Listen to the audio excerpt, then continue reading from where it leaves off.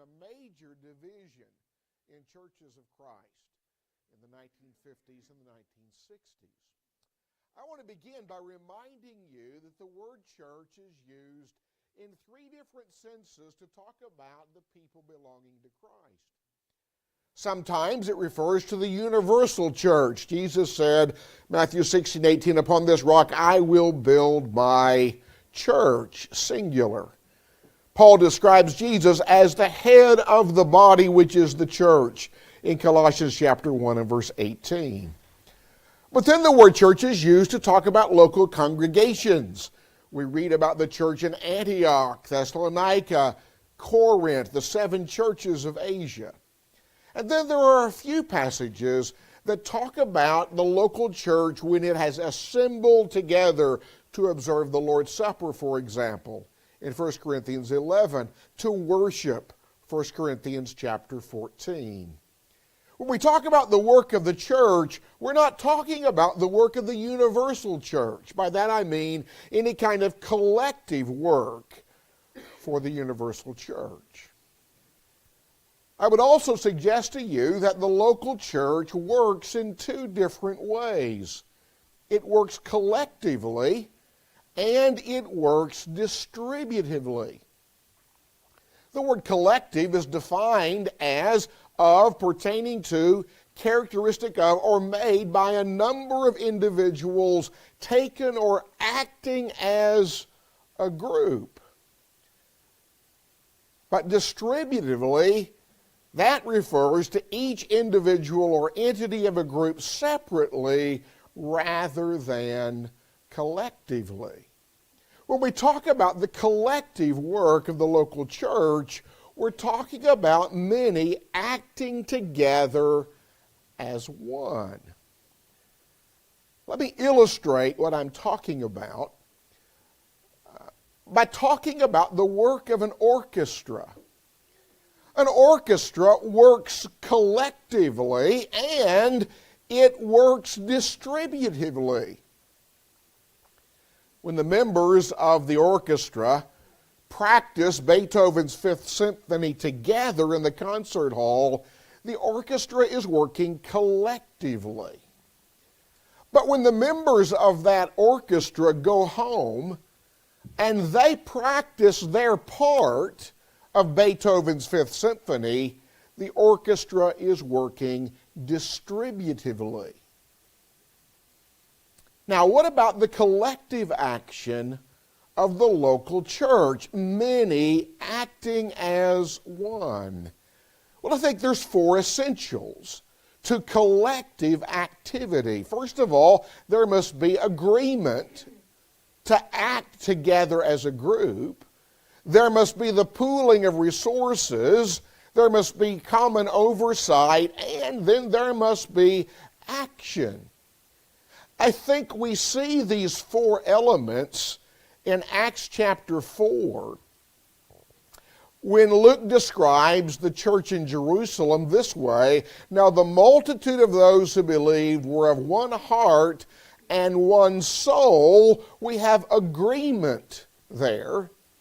Then if you'll look down to verse 34, Luke goes on to say, nor was there anyone among them who lacked, for all who were possessors of lands or houses sold them and brought the proceeds of the things that were sold and laid them at the apostles' feet. There's a pooling of resources, and then there's common oversight, and they distributed to each as anyone had need. There's action.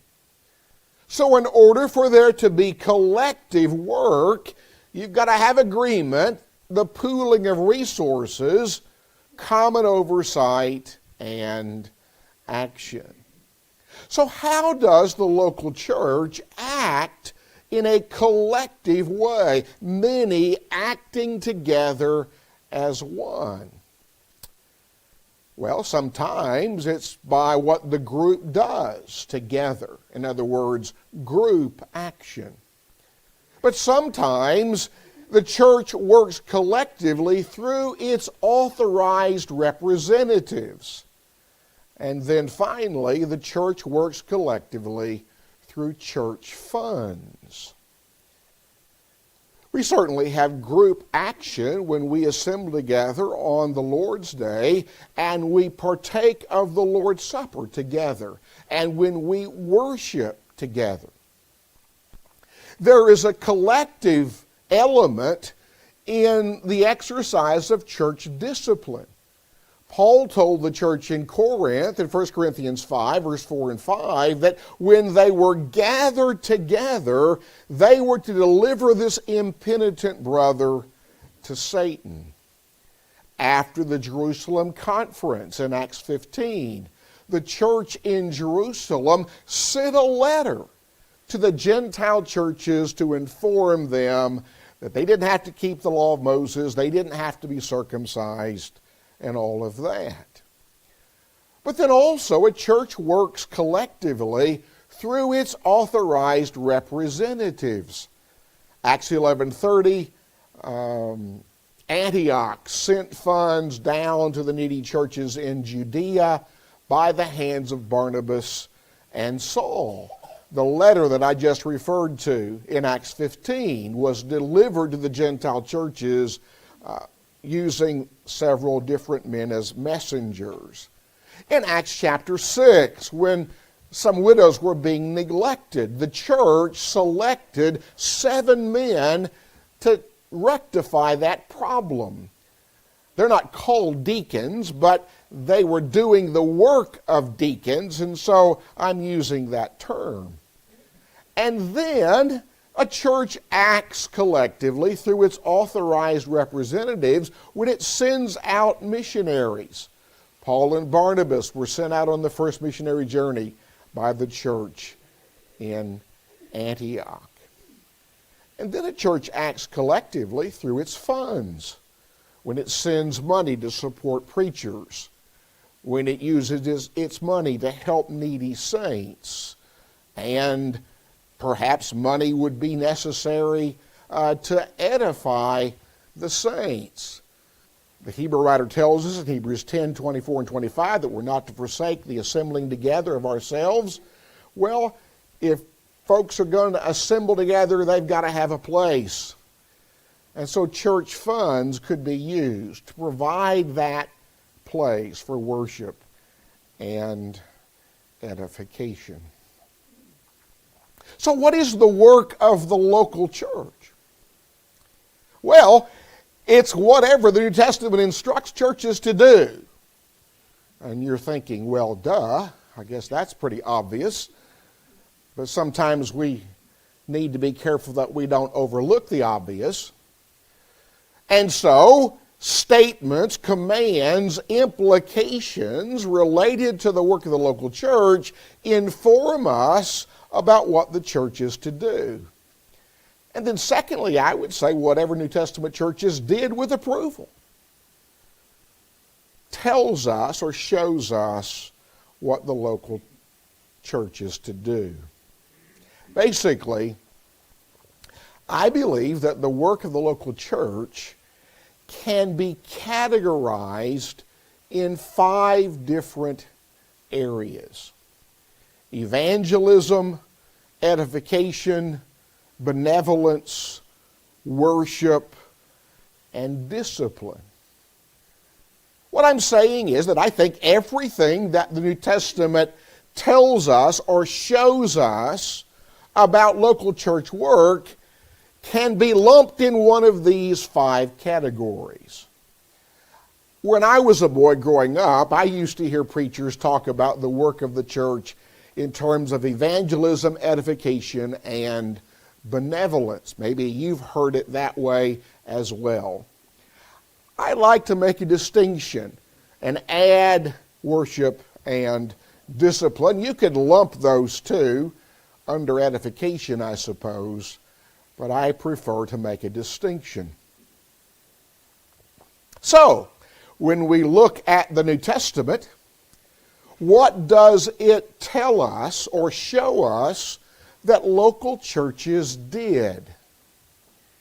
Now, obviously, in the limited amount of time that I have this morning, We're not going to be able to look at these passages.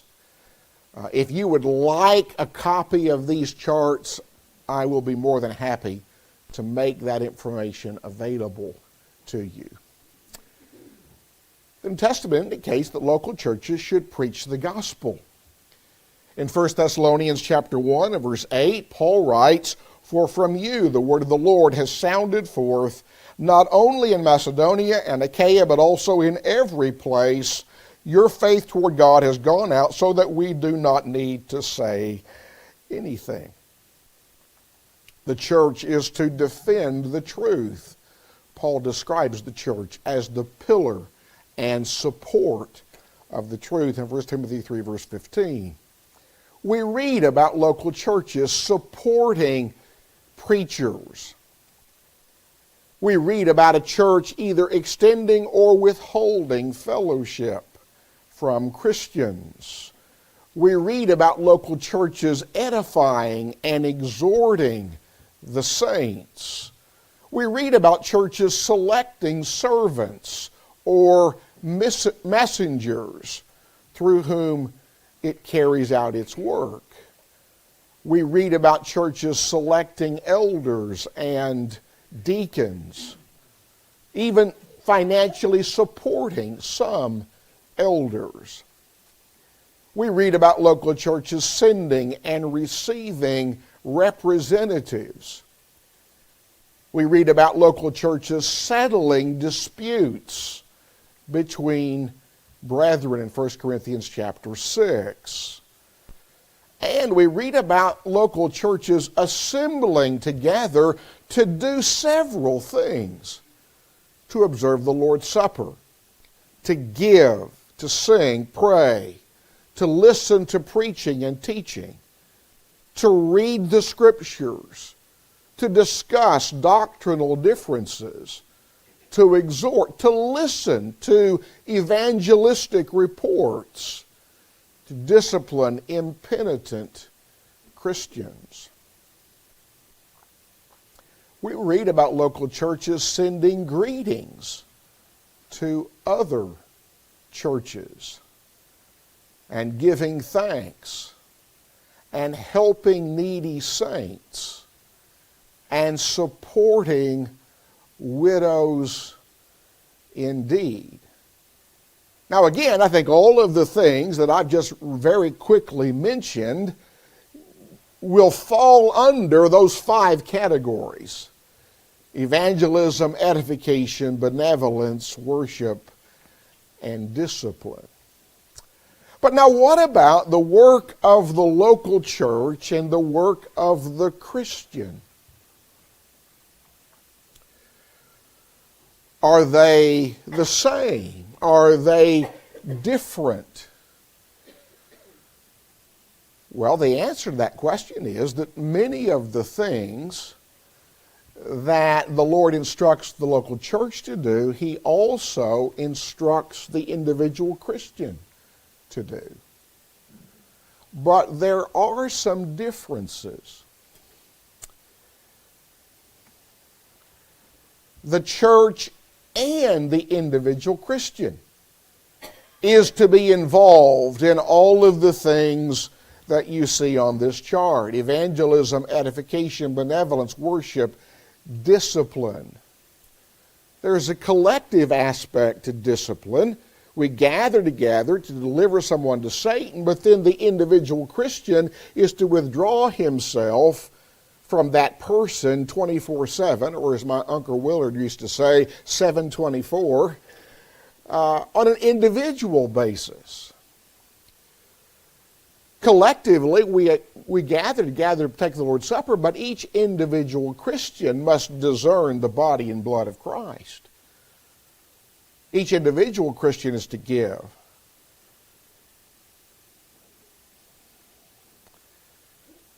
The church and the individual Christian is instructed to pray, read Scripture, exhort, teach, or be taught, to discuss doctrine, to support preachers, to set a good example, to greet churches, to send or receive representatives, to listen to reports, help needy saints, settle disputes, give thanks, select servants.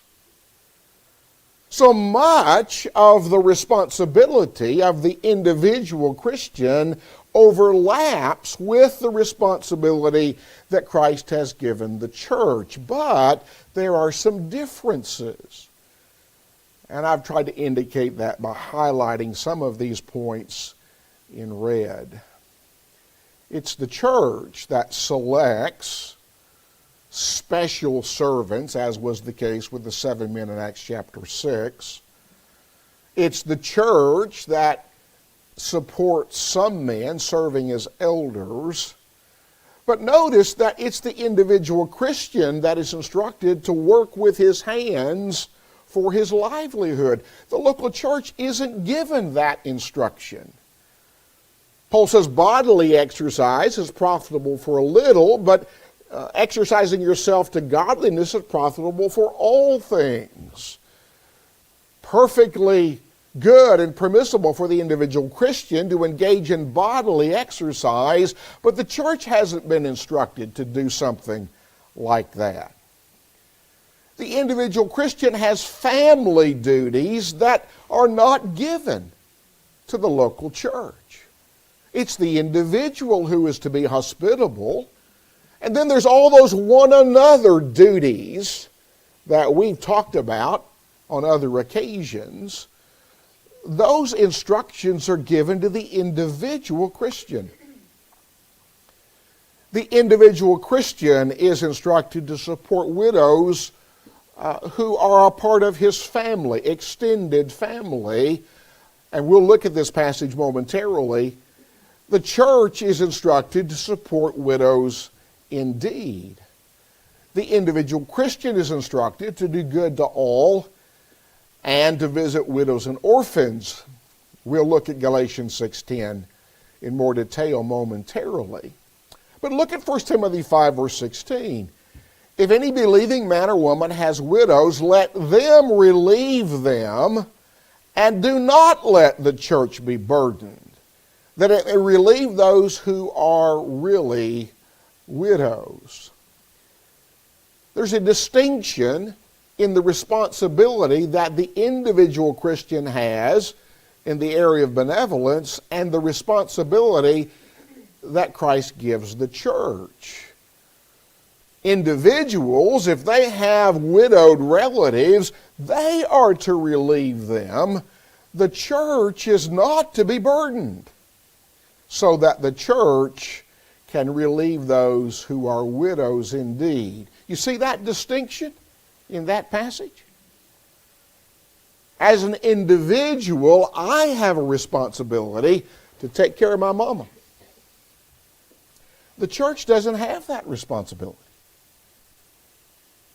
The church has the responsibility to take care of widows who have no family, to take care of them. So, the work of the church, as I've already said, involves evangelism, edification, benevolence, worship, discipline. But it does not involve things like political activism, social reform, civil rights, secular education, entertainment, and recreation. We just don't read about local churches involving themselves in those kinds of things. Now, a lot of churches today, even many churches of Christ, involve themselves in those things. But we don't read about that in the New Testament. Well, now what about Galatians 6 and verse 10? Paul writes, therefore, as we have opportunity, let us do good to all, especially to those who are of the household of faith. So we ask, who's the we? We who? Is Paul talking about the local church? Is he talking about a group of Christians smaller than the local church? Or is he talking about individual Christians? Well, I think the context helps us answer those questions. Notice Paul writes beginning in the first verse of this chapter. Brethren, if a man is overtaken in any trespass, you who are spiritual, restore such a one in a spirit of gentleness, considering yourself, lest you also be tempted. Now let me pause for a moment and point out that I have highlighted all of the plural pronouns in this passage in light blue. And I have highlighted all the singular pronouns in yellow. Now, I'm not going to take the time to read this entire passage, but I hope you can see that much of Paul's instructions in this passage is addressed to the individual Christian. Look at all those yellow highlights.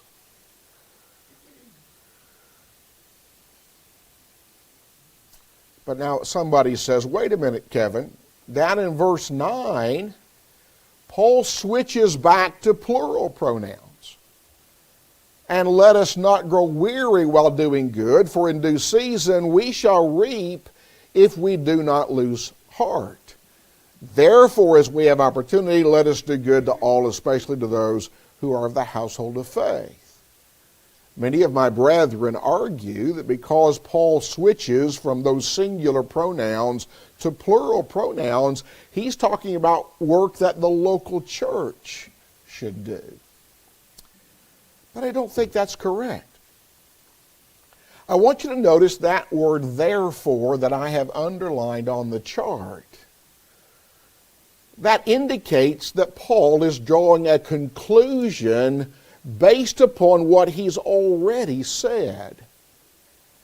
That means that verse 10 is connected with verse 9. And verse 9 is connected to verse 8. Notice that little word for. And that means that verse 8 is connected to verse 6 and 7. Well, Paul's obviously talking about individual responsibility in these verses. But then I would ask, who will reap? Paul says we'll reap if we do not lose heart. Who's he talking about? On the day of judgment, will local churches reap? Will a group of Christians smaller than the local church reap, or is it individuals who will reap on the day of judgment? Well, I think 2 Corinthians 5 verse 10 helps us answer that question. You've got the statement in Galatians 6 and verse 9, we shall reap if we do not lose heart. But notice what Paul says in 2 Corinthians 5:10. For we must all appear before the judgment seat of Christ, that each one may receive the things done in the body according to what he has done, whether good or bad. Brethren, it's not churches that will reap on the day of judgment, but individuals. Remember what Jesus said about the church in Sardis? He said, you've got a reputation for being alive, but you're dead. He said, now there's a few of you who have not soiled your garments. I think that's a clear indication that churches are not those that will reap on the day of judgment. It's individual Christians. But let's continue our reading. And we've got several plural pronouns here. But I want you to notice verse 12. As many as desire to make a good showing in the flesh, an agency for social work. Though individual Christians are charged to minister in this way as they are able and have opportunity. I think he got that right. I think he's correct about that. Notice some things that are not in Galatians chapter 6 and verse 10. The church is not in that passage. The church treasury is not in that passage. some kind of a benevolent organization like an orphan's home or homes for unwed mothers. That's not in the passage. We don't read about a church contributing to the needy in Galatians 6 and verse 10. And we don't read about a church contributing to a benevolent organization. But some of my brethren have objected, saying that whatever the individual Christian can do, the church can do. The E. Howard writes, there are those who try to distinguish between the work of the church and the work of Christians, indicating one to be divine, the other human. This is fallacious reasoning. The church is composed of Christians. What the church does, Christians do. What Christians do, the church does, generally speaking. We cannot separate the Christian's work from the work of the church. He goes on to say, whatever is the duty of a Christian is the duty of a congregation of Christians. And Batzel Barrett Baxter said much the same thing. Well, I think I've already answered this objection in what I've already told you this morning. But perhaps this chart will be helpful. Individual Christians can certainly go on a picnic. They can engage in business, work with their hands. In fact, we're commanded to do that. A Christian could enter politics. A husband is to render due benevolence, the old King James says, to his wife in 1 Corinthians 7. An individual Christian can involve himself in bodily exercise and the care for widowed relatives. Remember that passage in 1 Timothy 5:16? You'll notice that this side of the chart has no passages. Well, why didn't I put any passages on that side of the chart?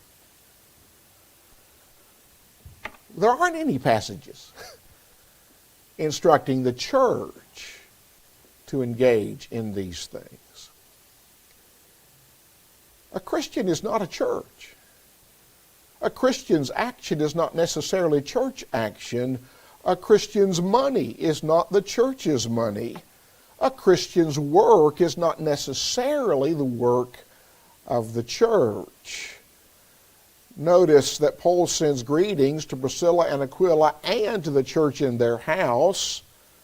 Aquila and Priscilla sent greetings to the Corinthians along with the church in their house.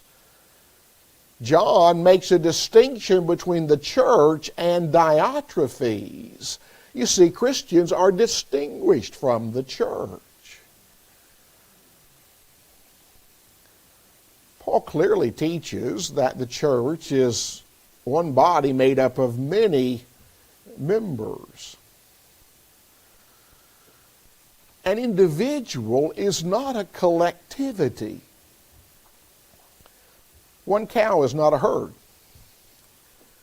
One quail is not a covey. One player is not a team. One Christian is not a church.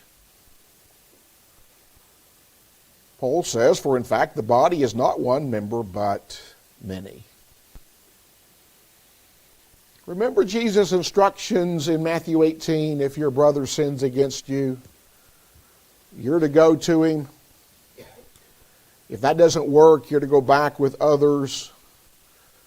And if that doesn't work, then you're to tell the church. You see, you don't have the church involved up here. You don't have the church involved here. Even though you've got a plurality of Christians working together, here's where you have the church involved.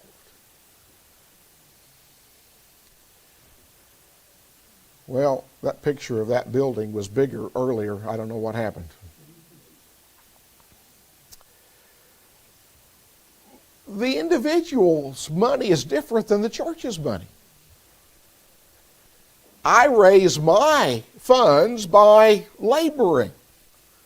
The church raises its funds through the free will offering of the saints on the first day of the week. I oversee my money. But in Acts 5, it was the apostles Another passage indicates the elders that oversee church funds. I'm to use my money to contribute to the Lord, to pay my taxes, to take care of my family, to do good works. The church uses its funds for evangelism, benevolence, edification, worship, discipline. We can see this difference in oversight in Acts chapter 5, the story of Ananias and Sapphira. You remember the details. They sell land, they bring money, and they place it under the oversight of the elders. But notice Peter says, before you did that, it was under your control.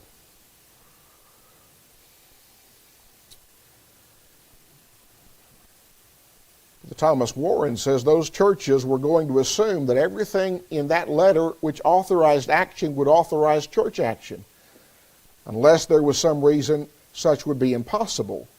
Is there any reason for concluding that visitation of the orphans or doing good to all men is impossible as church action? Of course not. I forget the name of that senator, but he said there's too much consuming going on out there. Well, I think there's too much assuming going on by Brother Warren. Hang on, Jeff.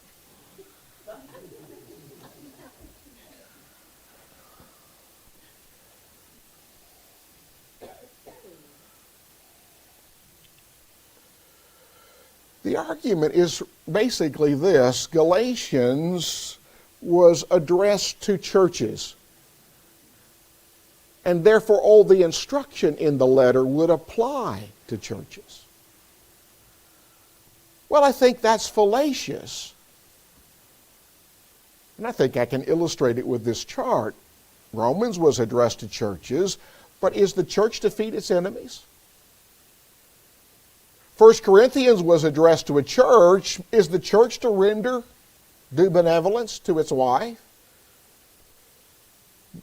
Galatians was addressed to churches, but can churches be circumcised? Ephesians was addressed to churches. Can the church labor with its hands? Colossians was addressed to churches.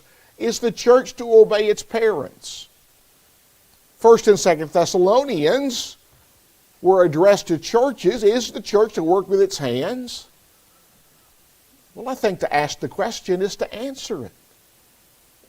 Also consider this. If this argument that, since the letter was addressed to the church, then it applies to everything in it applies to the church, the flip side would be a letter addressed to an individual. Everything in that kind of a letter would apply to individuals. But 1 Timothy was addressed to an individual, and yet Paul says the church is to be the pillar of the truth. And the church is to care for widows indeed, and the individual Christian is to care for widows who are related to him. So, here's the bottom line. The responsibilities that Christ has given local churches, many of them are the same as the responsibilities given to individual Christians, but not all of them. I think the context indicates that Galatians 6 verse 10 is talking about the responsibility that individual Christians have. Now, if you have further questions, I'll be happy to talk with you. Again, if you'd like this information, I'll be happy to provide it to you. We had a long way to go and a short time to get there, and so I was trying to make haste slowly. I hope you were able to follow me and that this study will be helpful. Thank you.